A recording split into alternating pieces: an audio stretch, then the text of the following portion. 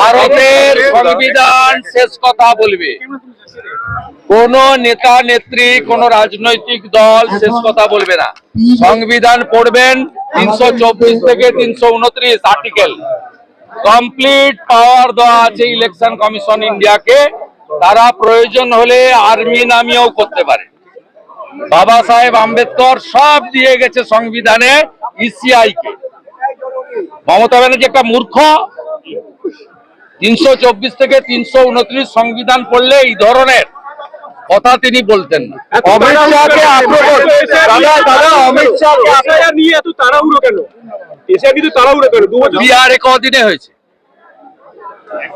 2002 সালে হয়েছিল।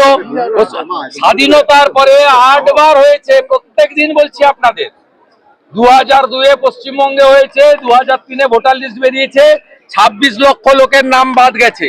আসল কথা, খালা মমতা ব্যানার্জি বাংলাদেশি মুসলমানদের রক্ষা করতে চাইছেন, ভারতীয়দের নাম কাটতে চাইছেন। এইটা হচ্ছে উনার আসল। যেমন আমরা সাপের গর্তে কার্বলিক দিই, গণেশ কুমার আর মনোজ আগরওয়াল গর্তে কার্বলিক দিয়ে দিয়েছে, এখন সাপেরা বাইরে থেকে বেরোচ্ছে। Amit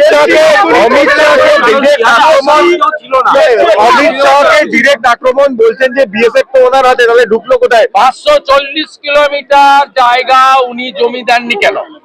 Bharat Bangladesh border 2200 kilometre, 4000 kilometre. কোন কোন রাজ্যে? মেঘালয় আছে, মিজোরাম আছে, ত্রিপুরা আছে, আসাম আছে, পশ্চিমবঙ্গ আছে। পশ্চিমবঙ্গে কত? 2200 কিলোমিটার।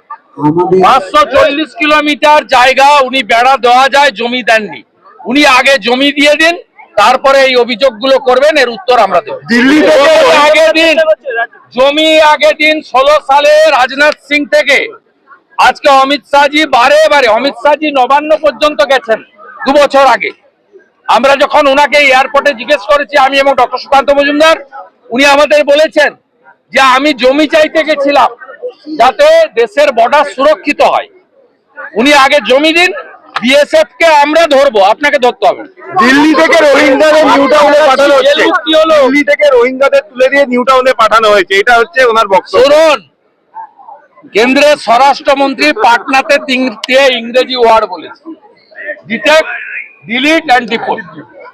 ডিটেক্ট হচ্ছে, ডিলিট হবে, আর ডিপোর্টের কাজটা এপ্রিল মাসে বিজেপি সরকার পশ্চিমবঙ্গে হলে এই অবৈধ বাংলাদেশি মুসলিম অনুপ্রবেশকারীদের গুজরাট সরকার যেমন ডিপোর্ট করেছে, আমরা ডিপোর্ট করব।